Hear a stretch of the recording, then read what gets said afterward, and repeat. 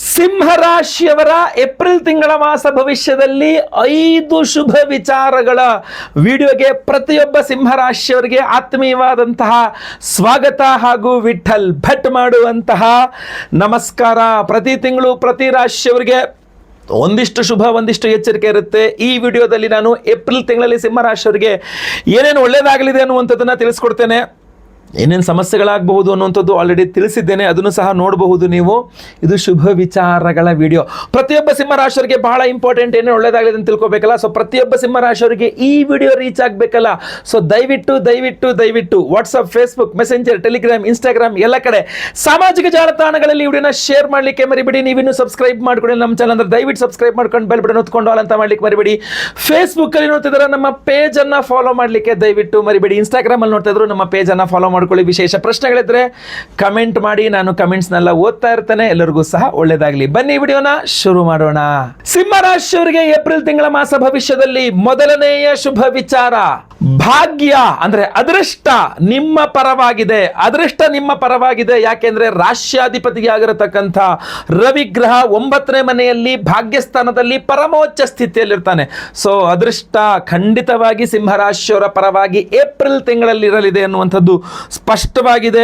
ಯಾವ ರೀತಿಯಲ್ಲಿ ಅಂತಂದ್ರೆ ಲಕ್ ಅಂದ್ರೆ ಅದೃಷ್ಟ, ಲಕ್ ಸಪೋರ್ಟ್, ಅದೃಷ್ಟ ನಿಮಗೆ ತುಂಬಾ ಚೆನ್ನಾಗಿ ಸಹಾಯ ಮಾಡಲಿದೆ. ಅಪ್ಪ ಇದು ಆಗೋದೇ ಇಲ್ಲ ಅನ್ಕೊಂಡಿದ್ದೆ, ಅದೃಷ್ಟವಶಾತ್ ಇದೊಂದು ಕೆಲಸ ಆಯಿತು, ಅದೃಷ್ಟವಶಾತ್ ಅದೊಂದು ಆಯಿತು, ಅದೃಷ್ಟವಶಾತ್ ಇದು ಸಿಕ್ತು, ಅದು ಸಿಕ್ತು, ಒಳ್ಳೇದಾಯಿತು ಅನ್ನೋ ರೀತಿಯಲ್ಲಿ ಒಳ್ಳೊಳ್ಳೆ ಆಪರ್ಚುನಿಟೀಸ್, ಒಳ್ಳೊಳ್ಳೆ ಅವಕಾಶಗಳು, ಅದೃಷ್ಟವಶಾತ್ ಒಳ್ಳೊಳ್ಳೆ ಅವಕಾಶಗಳು ನಿಮ್ಮ ಕೈ ಸೇರಲಿದೆ ಅಂತ. ಇದಕ್ಕೇನಾದರೂ ಅಡ್ಡಿ ಮಾಡಿದ್ರೆ ಕಾಳಸರ್ಪ ದೋಷ ಮಾತ್ರ ಅಡ್ಡಿ ಮಾಡಬೇಕು. ಅದಕ್ಕೆ ನಾವು ಪರಿಹಾರ ಮಾಡ್ತಾ ಇದ್ದೇವೆ. ವಿಡಿಯೋ ಎಂಡಲ್ಲಿ ಅದ್ರ ಬಗ್ಗೆ ತಿಳಿಸ್ತೇನೆ. ವಿಡಿಯೋ ಎಂಡ್ ತನಕ ನೋಡಿ. ಎರಡನೇ ಶುಭ ವಿಚಾರ, ಸಿಂಹರಾಶಿಯವರಿಗೆ ಈ ಒಂದು ಏಪ್ರಿಲ್ ತಿಂಗಳಿಗೋಸ್ಕರ ಏನಪ್ಪಾ ಅಂತಂದ್ರೆ ಲಾಭದ ಅವಕಾಶಗಳು ಹೆಚ್ಚಾಗಲಿದೆ. ಲಾಭದಲ್ಲಿ ಗುರು ಪರಿವರ್ತನ ಯೋಗವೂ ಸಹ ಆಗಲಿದೆ. ಸೊ ಆದ್ರಿಂದ ನಿಮಗೆ ಲಾಭಾಧಿಪತಿಯ ಅನುಗ್ರಹ ನಿಮಗೆ ತುಂಬಾ ಚೆನ್ನಾಗಿ ಸಿಕ್ಕು ನಿಮಗೆ ಇನ್ಕಮ್ ಜಾಸ್ತಿ ಆಗುತ್ತೆ. ನಿಮಗೇನು ದುಡ್ಡಿನ ಒಳಹರಿಯುವಿಕೆ ಇದೆಯಲ್ಲ, ಇನ್ಕಮ್ ಚೆನ್ನಾಗಿರುತ್ತೆ. ನಿಮ್ಮ ಒಂದು ಲಾಭಗಳು ತುಂಬಾ ಗಟ್ಟಿಮುಟ್ಟಾಗಿರುತ್ತೆ. ಸೊ ಸ್ಟ್ರಾಂಗ್ ಗೈನ್ಸ್ ಅಂತ ಹೇಳ್ತಾರೆ. ಗಟ್ಟಿಮುಟ್ಟಾದ ಅದ್ಭುತವಾದಂತಹ ಲಾಭ, ಒಳ್ಳೆಯ ಲಾಭ. ಸೊ ವ್ಯಾಪಾರ ಮಾಡ್ತಕ್ಕಂತಹ ಸಿಂಹರಾಶಿಯವರಿಗೆ ಈ ಹಿಂದೆ ಯಾವಾಗಲೂ ಇನ್ವೆಸ್ಟ್ ಮಾಡಿ ಹಂಗೆ ಬಿಟ್ಟೋಗಿತ್ತು ಅಂದ್ರೆ ಇವಾಗ ಬಿಸ್ನೆಸ್ ಮಾಡ್ಕೋಬಹುದು. ಏಪ್ರಿಲ್ ತಿಂಗಳಲ್ಲಿ ಹೊಸದಾಗಿ ನೀವು ಇನ್ವೆಸ್ಟ್ ಮಾಡ್ತೀರಾ, ಹೊಸದಾಗಿ ಸಾಲ ಮಾಡ್ಕೊಂಡೆಲ್ಲ ಇನ್ವೆಸ್ಟ್ ಮಾಡ್ತೀರಾ ಅಂದ್ರೆ ಬೇಡ. ವೈಯಕ್ತಿಕ ಜಾತಕ ಪರಿಶೀಲನೆ ಮಾಡಿಸ್ಕೊಳ್ಳದೆ ಅದೇನೋ ಮಾಡಕ್ ಹೋಗ್ಬೇಡಿ. ಈ ಹಿಂದೆ ಮಾಡಿದಂಥ ಇನ್ವೆಸ್ಟ್ಮೆಂಟ್ಗಳನ್ನ ಈ ತರ ಬಿಸ್ನೆಸ್ ಮಾಡ್ಕೊಂಡು ಹೋಗ್ತಿದ್ದಾರೆ ಅಂದ್ರೆ ಇದು ಒಳ್ಳೆಯ ಬಿಸ್ನೆಸ್ ಕಾಲ. ಇದಕ್ಕೆ ತುಂಬಾ ಅನುಕೂಲ ಆಗ್ಲಿಕ್ಕೆ ವಿಶೇಷವಾದ ಪರಿಹಾರ ಮಾಡ್ತಾ ಇದೀವಿ. ವಿಡಿಯೋ ಎಂಡಲ್ಲಿ ಅದ್ರ ಬಗ್ಗೆ ಖಂಡಿತ ತಿಳಿಸ್ತೇನೆ. ಮೂರನೆಯ ಶುಭ ವಿಚಾರ, ಸಿಂಹರಾಶಿಯವರಿಗೆ ಏಪ್ರಿಲ್ ತಿಂಗಳಿಗೋಸ್ಕರ ಏನಪ್ಪಾ ಅಂತಂದ್ರೆ ಇನ್ಫ್ಲೂಯೆನ್ಷಿಯಲ್ ಪೀಪಲ್ ಅವರ ಸಂಪರ್ಕ ಸಿಗುತ್ತೆ ಅಂತ. ಪ್ರಭಾವಿ ವ್ಯಕ್ತಿಗಳ ಸಂಪರ್ಕ ಜಾಸ್ತಿ ಆಗಲಿದೆ ಸಿಂಹರಾಶಿಯವರಿಗೆ. ದೊಡ್ಡ ಜನರೇ ಹಿಂದಿಯಲ್ಲಿ ಹೇಳ್ತಾರೆ, ಬಡೆ ಉಂಕೆ ಸಾತ್ ಉಠನಾ ಬೈಠನಾ ಅಂತ. ಅಂದ್ರೆ ದೊಡ್ಡವ್ರ ಜೊತೆಗೆ ಇರ್ತಾನಪ್ಪ, ಯಾವಾಗ ನೋಡಿದ್ರು ದೊಡ್ಡ MLA ಜೊತೆಗೆ ಇರ್ತಾನೆ, MP ಜೊತೆಗೆ ಇರ್ತಾನೆ, ಮಿನಿಸ್ಟರ್ ಜೊತೆಗೆ ಇರ್ತಾನೆ, ಅಧಿಕಾರಿಗಳ ಜೊತೆಗೆ ಇರ್ತಾನೆ, ದೊಡ್ಡ ಅಧಿಕಾರಿಗಳು ಮೇಲಧಿಕಾರಿಗಳ ಜೊತೆಗೆ ಇರ್ತಾನೆ. ದೊಡ್ಡವ್ರ ಸಂಪರ್ಕ ತುಂಬಾ ಇದೆಯಪ್ಪ ಅಂತ. ಈ ಹೈ ಲೆವೆಲ್ ಕಾಂಟ್ಯಾಕ್ಟ್ಸ್ ಇದೆಯಲ್ಲ, ಇದು ತುಂಬಾ ಚೆನ್ನಾಗಿ ಗ್ರೋತ್ ಕೊಡುತ್ತೆ, ಏಳಿಗೆ ಕೊಡುತ್ತೆ. ಡೇಂಜರು ಹೌದು, ಬಟ್ ಒಂದ್ ಲೆಕ್ಕದಲ್ಲಿ ಗ್ರೋತ್ ಅಂತ ಕೊಡುತ್ತೆ. ನಿಮ್ಗೆ ದೊಡ್ಡ ಜನ ಪರಿಚಯದಲ್ಲಿದ್ದಾಗ ನಿಮಗೆ ಅವಕಾಶಗಳು ಜಾಸ್ತಿ ಇರುತ್ತೆ. ಸಿಂಹರಾಶಿಯವರಿಗೆ ಏನಾಗ್ಬಿಡುತ್ತೆ, ಏಪ್ರಿಲ್ ತಿಂಗಳಲ್ಲಿ ದೊಡ್ಡ ಜನರ ಜೊತೆಗೆ ಸಂಪರ್ಕ ಜಾಸ್ತಿ ಆಗುತ್ತೆ. ಸೊ ಈ ಹೈ ಲೆವೆಲ್ ಕಾಂಟ್ಯಾಕ್ಟ್ಸ್ ಸಿಂಹರಾಶಿಯವರಿಗೆ ತುಂಬಾ ಅನುಕೂಲ ಮಾಡಿಕೊಡಲಿದೆ. ಅಡ್ಡ ಹಾಕಿದ್ರೆ ಕಾಳಸರ್ಪ ದೋಷ ಅಡ್ಡ ಹಾಕಬೇಕು. ಅವ್ರ ಜೊತೆಗೆ ಜಗಳ ಮಾಡ್ಬಿಡೋದು, ಅವ್ರ ಮೇಲೆ ಸಿಟ್ಟು ಮಾಡ್ಬಿಡೋದು, ಮೂಗು ತುದಿಗೆ ಸಿಟ್ಟು ಹೆಂಗೆ ಕಂಟ್ರೋಲ್ ಮಾಡ್ಕೊಳ್ಳೋದು, ಕಾಳಸರ್ಪ ದೋಷದಿಂದ ಆಗ್ತಿರೋದು. ಅದ್ರ ಪರಿಹಾರ ನಾವು ಮಾಡ್ತಾ ಇದ್ದೇವೆ. ವಿಡಿಯೋ ಎಂಡಲ್ಲಿ ಅದ್ರ ಬಗ್ಗೆ ತಿಳಿಸ್ತೇನೆ. ಎಂಡ್ ತನಕ ವಿಡಿಯೋ ನೋಡಿ. ನಾಲ್ಕನೇ ಶುಭ ವಿಚಾರ, ಸಿಂಹರಾಶಿಯವರಿಗೆ ಏಪ್ರಿಲ್ ತಿಂಗಳಿಗೋಸ್ಕರ ಏನಪ್ಪಾ ಅಂತಂದ್ರೆ ಕೆರಿಯರ್ ಅಂಡ್ ಬಿಸ್ನೆಸ್ ಎಕ್ಸ್ಪ್ಯಾನ್ಷನ್ ಅಂತ. ನೀವು ಬಿಸ್ನೆಸ್ ಮಾಡ್ತಾ ಇದ್ದೀರಾ, ಸಿಂಹರಾಶಿ ವ್ಯಾಪಾರ ಮಾಡ್ತಾ ಇದ್ದೀರಾ, ವ್ಯಾಪಾರವನ್ನ ಇನ್ನೂ ದೊಡ್ಡ ಮಾಡ್ತೀರಾ, ದೊಡ್ಡ ವ್ಯಾಪಾರಗಳು ಮಾಡ್ತೀರಾ, ಎಕ್ಸ್ಪ್ಯಾನ್ಷನ್ ಮಾಡ್ತೀರಾ ನಿಮ್ಮ ಬಿಸ್ನೆಸ್ ಅನ್ನ. ಉದ್ಯೋಗ ಮಾಡ್ತಾ ಇದ್ದೀರಾ, ಉದ್ಯೋಗದಲ್ಲೇ ಸ್ವಲ್ಪ ಅಭಿವೃದ್ಧಿಯನ್ನ, ಇನ್ನು ಮುಂದುವರಿಕೆಯನ್ನ, ಪ್ರಮೋಷನ್ ಅನ್ನ, ಹೆಚ್ಚಿನ ಅಧಿಕಾರ, ಹೆಚ್ಚಿನ ಶಕ್ತಿಯನ್ನ ನೀವು ಉದ್ಯೋಗದಲ್ಲಿ ಪಡ್ಕೊಳ್ತೀರಾ. ಇಲ್ಲೇನಾಗುತ್ತೆ, ಕೆರಿಯರ್ ಎಕ್ಸ್ಪ್ಯಾನ್ಷನ್ ಐಡಿಯಾಸ್, ಇದನ್ನು ಮಾಡಿದ್ರೆ ನನ್ನ ಕೆರಿಯರ್ ಇನ್ನೂ ಅದನ್ನು ಮಾಡಿದ್ರೆ ಇನ್ನೂ ಒಳ್ಳೆ ಐಡಿಯಾ, ನಿಮ್ಮ ಕೆರಿಯರ್ಗೆ ತುಂಬಾ ಸಹಾಯಕ ಇದು ಅನ್ನೋ ರೀತಿ ಇದು ಯಶಸ್ವಿ ಆಗುತ್ತೆ. ನಿಮ್ಮ ಪ್ಲಾನ್ಸ್ ಅಲ್ಲ, ಕೆರಿಯರ್ನ ದೃಷ್ಟಿಯಲ್ಲಿ ಇಟ್ಕೊಂಡು, ಕೆರಿಯರ್ ಇಂಪ್ರೂವ್ಮೆಂಟ್ಸ್ನ, ಕೆರಿಯರ್ ಎಕ್ಸ್ಪ್ಯಾನ್ಷನ್ನ, ಬಿಸ್ನೆಸ್ ಆಪರ್ಚುನಿಟೀಸ್ನ ಇದನ್ನ ಇಟ್ಕೊಂಡು ತಲೆಯಲ್ಲಿ ಇಟ್ಕೊಂಡು ನೀವೇನೇನು ಪ್ರಯತ್ನಗಳು ಮಾಡ್ತೀರಲ್ಲ ಅದೆಲ್ಲ ಯಶಸ್ವಿಯಾಗುವ ಸಾಧ್ಯತೆ ಜಾಸ್ತಿ ಇರುತ್ತೆ. ಸೊ ಆದ್ರಿಂದಾಗಿ ಇದೊಂದು ಅದ್ಭುತವಾದ ಅದೃಷ್ಟದ ಸಮಯ ಏಪ್ರಿಲ್ ತಿಂಗಳು. ಯಾರಿಗೆ? ಸಿಂಹರಾಶಿಯವರಿಗೆ. ಅಡ್ಡ ಹಾಕಿದ್ರೆ ಕಾಳಸರ್ಪ ದೋಷ ಅಡ್ಡ ಹಾಕಬೇಕು. ನಿಮ್ಮ ರಾಶಿಯಲ್ಲೇ ಕೇತು, ಸಪ್ತಮದಲ್ಲಿ ರಾಹು ತೊಂದರೆ ಕೊಡಬೇಕು. ಅದು ತೊಂದರೆ ಕೊಡಬಾರದು ಅಂತಲೇ ನಾವು ವಿಶೇಷ ಪರಿಹಾರ, ವಿಶೇಷ ಪ್ರಸಾದವನ್ನು ಕೊಡ್ತಾ ಇದ್ದೇವೆ. ವಿಡಿಯೋ ಎಂಡ್ ತನಕ ನೋಡಿ, ಎಂಡಲ್ಲಿ ತಿಳಿಸ್ತೇನೆ. 5ನೇ ಶುಭ ವಿಚಾರ ಸಿಂಹರಾಶಿಯವರಿಗೆ ಏಪ್ರಿಲ್ ತಿಂಗಳಿಗೋಸ್ಕರ ಏನಪ್ಪಾ ಅಂತಂದ್ರೆ, ಧಾರ್ಮಿಕ ಕ್ರಿಯೆಗಳನ್ನು ಜಾಸ್ತಿ ಮಾಡ್ತೀರಾ, ಪುಣ್ಯ ಕಾರ್ಯಗಳನ್ನು ಜಾಸ್ತಿ ಮಾಡ್ತೀರಾ. ದೇವರು, ದಿಂಡ್ರು, ಪೂಜೆ ಪುನಸ್ಕಾರ, ದಾನ ಧರ್ಮ, ಪುಣ್ಯ ಸಂಪಾದನೆ ಜಾಸ್ತಿ ಮಾಡ್ಕೊಳ್ತೀರಾ ಸಿಂಹರಾಶಿಯವರು. ಯಾಕೆಂದ್ರೆ ಎಲ್ಲೆಲ್ಲದೂ ಸಹ ದೇವರು, ದಿಂಡ್ರು, ಪೂಜೆ ಪುನಸ್ಕಾರ ಇದೆಲ್ಲದೂ ಸಹ ಏನು? ಪುಣ್ಯವನ್ನು ಕೊಡ್ತಕ್ಕಂಥ ಕಾರ್ಯಗಳು, ಪುಣ್ಯವನ್ನು ವೃದ್ಧಿ ಮಾಡ್ತಕ್ಕಂಥ ಕೆಲಸಗಳು. ಸೊ ನಿಮ್ಮ ಪುಣ್ಯ ಜಾಸ್ತಿ ಆಗತ್ತೆ ರೀ. ಒಳ್ಳೊಳ್ಳೆ ಪುಣ್ಯ ಕಾರ್ಯ ಮಾಡ್ತೀರಾ, ತುಂಬ ಜನಕ್ಕೆ ಸಹಾಯ ಮಾಡ್ತೀರಾ, ತುಂಬ ದಾನ ಧರ್ಮಾದಿಗಳನ್ನ ಮಾಡ್ತೀರಾ. ಧ್ಯಾನ, ಪೂಜೆ ಪುನಸ್ಕಾರ, ದೂರ ದೂರ ಕ್ಷೇತ್ರಗಳ ದರ್ಶನ, ಆ ದೇವಸ್ಥಾನಕ್ಕೆ ಹೋದ್ವಿ, ಈ ಕ್ಷೇತ್ರಕ್ಕೆ ಹೋದ್ವಿ, ಅಲ್ಲೋದ್ವಿ, ಇಲ್ಲೋದ್ವಿ, ಅನ್ನದಾನ ಮಾಡಿದ್ವಿ, ಆ ದಾನ ಮಾಡಿದ್ವಿ, ಈ ದಾನ ಮಾಡಿದ್ವಿ, ಅಲ್ಲಿ ದೇಣಿಗೆ ಕೊಟ್ವಿ. ತುಂಬ ಚೆನ್ನಾಗಿ ಮಾಡ್ತೀರಾ. ನೀವೆಷ್ಟೇ ಕಷ್ಟದಲ್ಲಿದ್ದರೂ ಕೊಡುಗೈ ದಾನಿ ಥರ ಖಂಡಿತವಾಗಿ ದಾನ ಮಾಡ್ತೀರಾ, ಖಂಡಿತವಾಗಿ ಒಳ್ಳೆಯದಾಗ್ತದೆ. ಆ ಪುಣ್ಯ ಇದೆಯಲ್ಲ, ಹುತಂಚ ದತ್ತಂಚ ತತ್ರೈವ ತಿಷ್ಠತಿ, ನಿಮ್ಮ ಜೊತೆಗೆ, ನಿಮ್ಮ ಬೆನ್ನಿಗೆ ಇರುತ್ತೆ.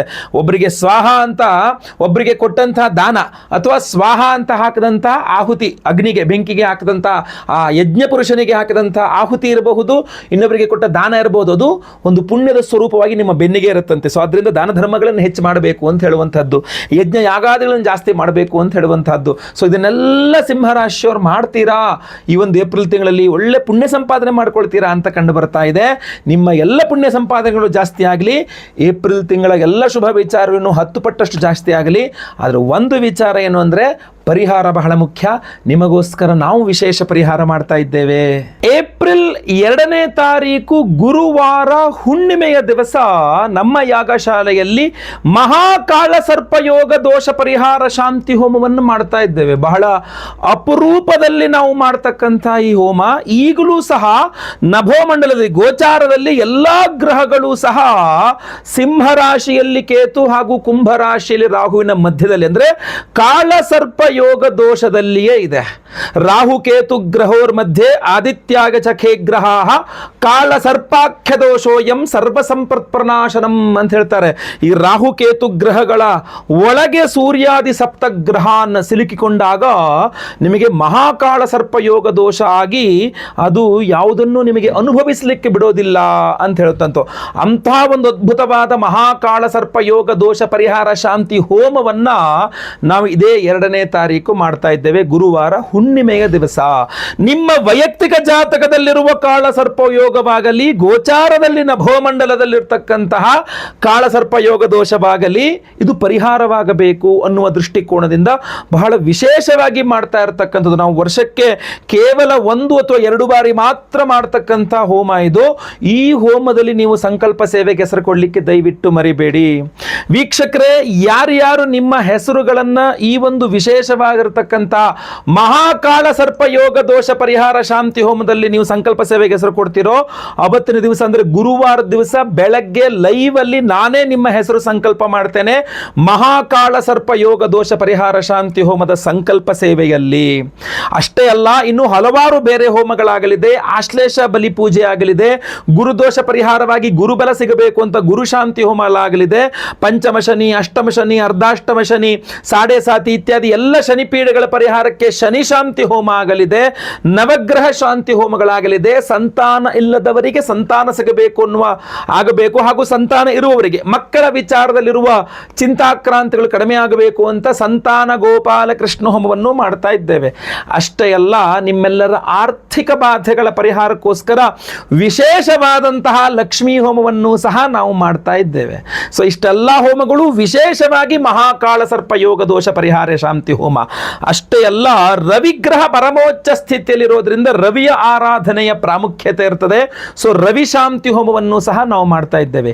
ಈ ಕಾಳ ಸರ್ಪ ಯೋಗ ದೋಷ ಪರಿಹಾರ ಶಾಂತಿ ಹೋಮ ವಿಶೇಷವಾಗಿ ಮಾಡ್ತಾ ಇದ್ದೇವೆ ಅನ್ನಲ್ಲ, ಅದರ ಪ್ರಸಾದ ಸ್ವರೂಪ ಒಂದು ವಿಶೇಷ ಪ್ರಸಾದದ ಬಾಕ್ಸ್ ಅನ್ನು ನಿಮಗೆ ಕಳಿಸ್ಕೊಡ್ತೇವೆ. ಅದರೊಳಗಡೆ ಎಲ್ಲಾ ಹೋಮಗಳ ಭಸ್ಮ, ನಿಮ್ಮ ಹೆಸರಲ್ಲಿ ಸಂಕಲ್ಪ ಮಾಡಿ ಹೋಮ ಮಾಡಿದ ಭಸ್ಮ ಇರ್ತದಲ್ಲ, ನೀವು ಸಂಕಲ್ಪ ಸೇವೆಗೆ ಕೊಟ್ಟಂತ ಹೋಮದ ಭಸ್ಮವನ್ನೇ ನಿಮಗೆ ಕಳಿಸ್ಕೊಡ್ತಕ್ಕಂಥದ್ದು. ಸೊ ಎಲ್ಲ ಹೋಮಗಳ ಭಸ್ಮ ಇರ್ತದೆ. ಒಂದು ನಾಗಾರಾಧನೆ ಮಾಡ್ತಾ ಇದ್ದೇವೆ. ಸೊ ಅದರಿಂದ ಆಶ್ಲೇಷ ಬಲಿ ಪೂಜೆ, ಪ್ರಸಾದ ಅರಿಶಿನವೂ ಸಹ ಇರ್ತದೆ. ಅಷ್ಟೇ ಅಲ್ಲದೆ ವಿಶೇಷವಾಗಿ ನಾಗಿನ್ ಎಂಬ 2 ನಾಗಬಿಂಬಗಳನ್ನು ಕಳಿಸ್ಕೊಡ್ತೇವೆ ನಾವು ನಿಮಗೆ.